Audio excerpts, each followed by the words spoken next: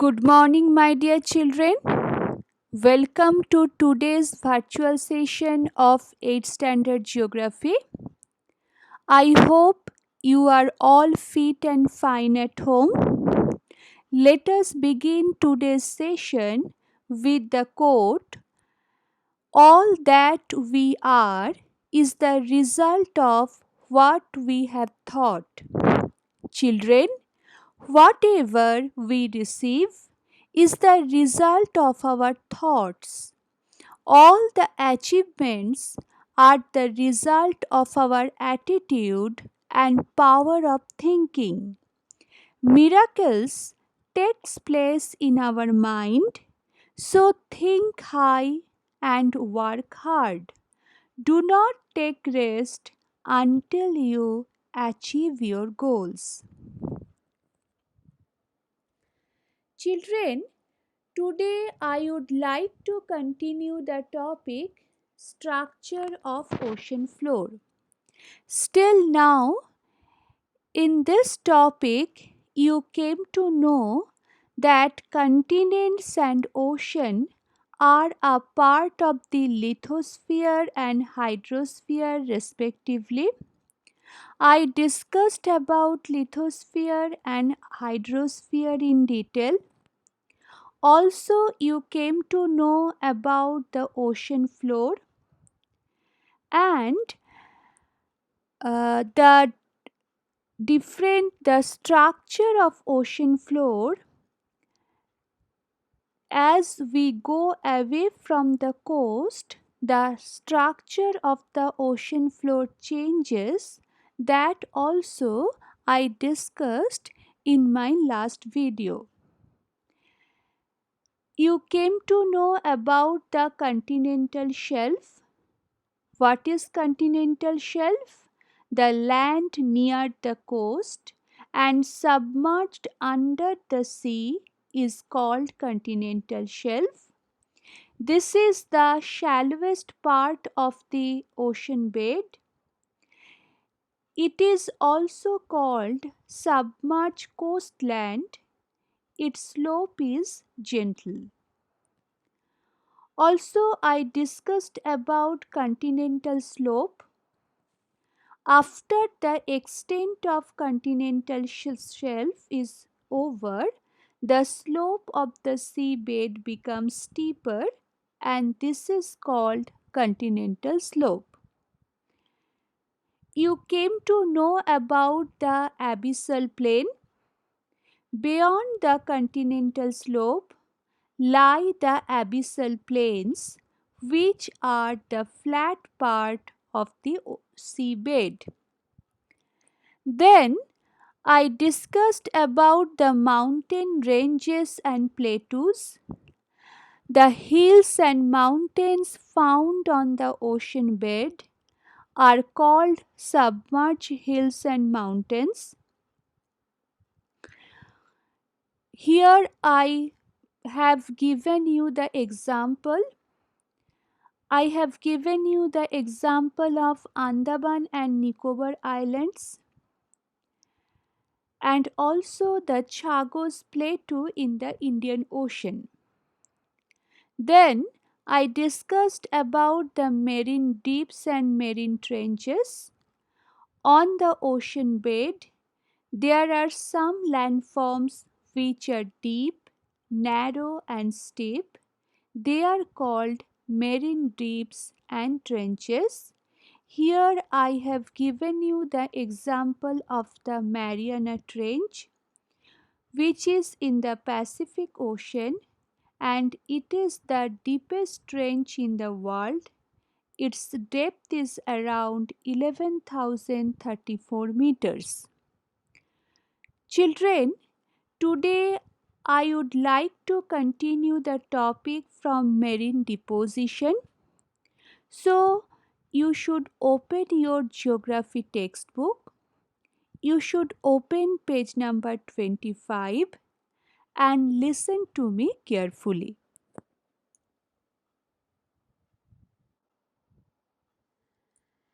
Children, now I am going to discuss about marine deposition. The marine beds are the deep parts of the world in respective regions. Hence, various deposits are found in these parts. The deposits are as follows: pebbles, clay, soil are brought by rivers, glaciers, etc. from the continents. The deposition occurs mainly on the continental shelf. These are called marine deposits.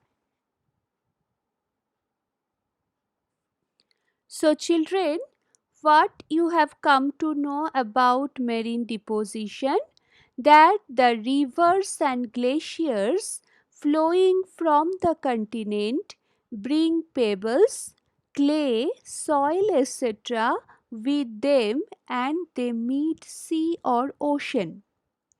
These materials get deposited on the continental shelf.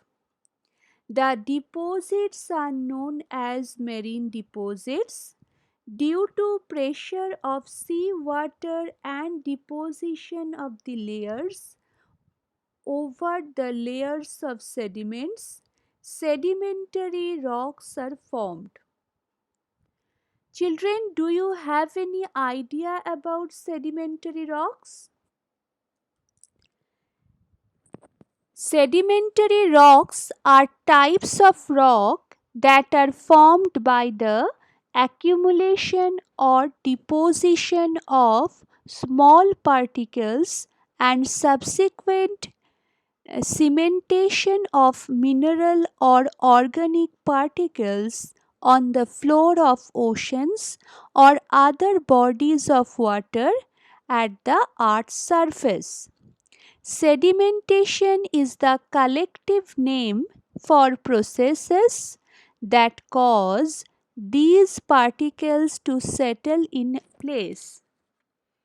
The particles that form a sedimentary rock are called sediment and may be composed of geological detritus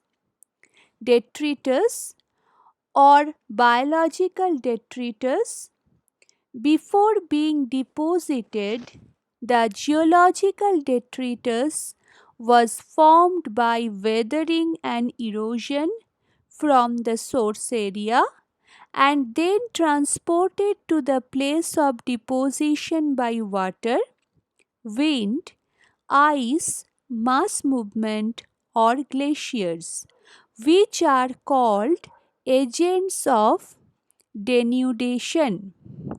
Biological detritus was formed by bodies and parts of dead aquatic organisms as well as their fecal mass suspended in water and slowly piling up on the floor of water bodies. Sedimentation may also occur as dissolved minerals precipitate on water solution. So, children, the sedimentary rock cover of the continents of the earth's crust is extensive, but the total contribution of sedimentary rocks is estimated to be only 8% of the total volume of the crust. Sedimentary rocks are only a thin veneer over a crust consisting mainly of igneous and metamorphic rocks. Sedimentary rocks are deposited in layers as strata, forming a structure called bedding.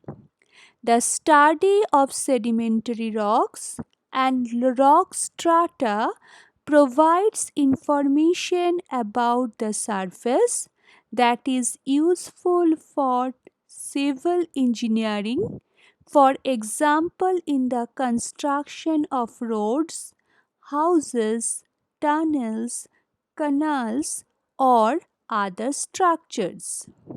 Sedimentary rocks are also important sources of natural resources like coal, fossil fuels, drinking water, or ores. So, children, here I have discussed about marine deposition, and in connection with marine deposition also I have discussed about the sedimentary rocks. To understand the form of the marine life in the ocean and the availability of minerals on the ocean bed, these deposits are very important. Sedimentary rocks are formed due to the depositing of layers over layers of the sediments and the pressure of sea water.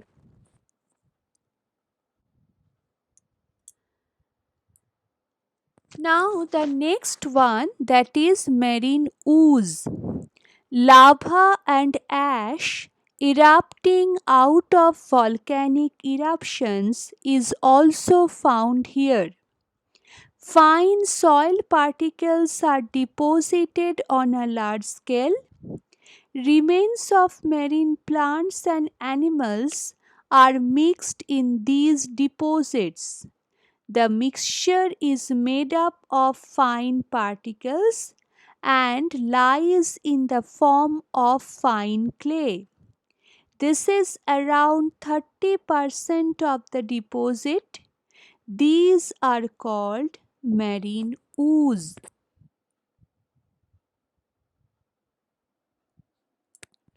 So, children, lava and ash erupting out of volcano, fine soil particles, remains of plants and animals, etc., get deposited on marine abyssal plains.